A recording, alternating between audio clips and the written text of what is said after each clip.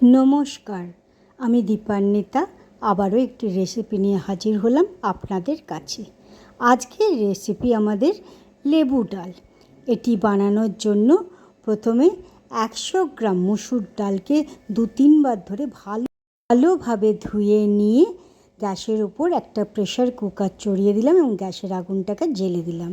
এরপর সেই প্রেশার কুকারের মধ্যে 2 টেবিল স্পুন আমি সর্ষের তেল যোগ করেছিলাম। এরপর ধুয়ে রাখা মসুর ডালটি সেই তেলের মধ্যে যোগ করে দিলাম।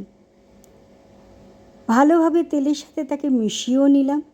এরপর তাতে 3 থেকে 4 কাপ আমি জল দিয়েছিলাম। এই ডালটা একটু পাতলাই হয়, ঘন ঘন হয় না, তাই জলের পরিমাণটা একটু বেশিই লাগবে। এরপর 1 স্পুন হলুদ গুঁড়ো, স্বাদ মতো নুন ও 1 স্পুন চিনি আমি এখানে যোগ করে দিয়ে কুকারের ঢাকনাটিকে লাগিয়ে দিলাম।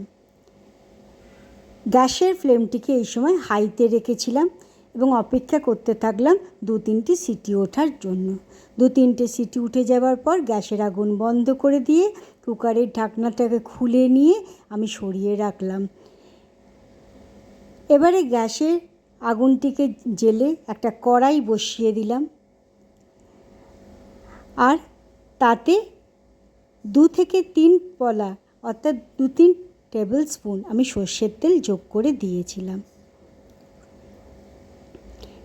তারপরে তেলটাতে দিলাম 2টো শুকনো লঙ্কাকে ছিঁড়ে, 7 থেকে 8টা গোটা রসুনকে কুচি কুচি করে কেটে তার সাথে যোগ করে দিয়ে কিছুটা নেড়ে নিলাম। তারপর তাতে দিলাম 1 স্পুন কালো সর্ষে ও 1 স্পুন গোটা জিরে।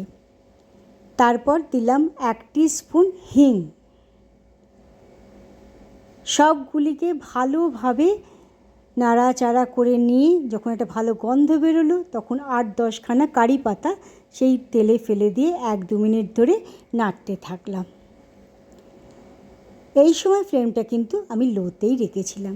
এরপর সেদ্ধ করে রাখা মসুর ডাল সেই ফোড়নে যোগ করে দিয়ে খানিকটা জলও 1 কাপ জলও আমি যোগ করে দিলাম, দিয়ে সব কটিকে ভালোভাবে আমি মিশিয়ে নিলাম। এবার 2-3 মিনিট ধরে হাই ফ্লেমে যখন ডালটা ফুটতে শুরু করলো তখন তাতে 1 মুঠো ধনেপাতা কুচি ও 3-4টে কাঁচা লঙ্কাকে মাঝখান থেকে চিড়ে দিয়ে সেই ডালের মধ্যে আমি যোগ করে দিয়েছিলাম। আবারও ডালটার সাথে ধনেপাতা কাঁচা লঙ্কাকে মিশিয়ে নিয়ে গ্যাসের আগুনটি বন্ধ করে দিলাম। এরপরে 2 থেকে 3 টেবিল স্পুন আমি লেবুর রস সেই ডালে যোগ করে আবারও কিছুটা মিশিয়ে নিলাম। এইভাবে আমাদের লেবু ডালটি তৈরি হয়ে গেল। আজকের রেসিপিটি কেমন লাগলো তা অবশ্যই জানাবেন।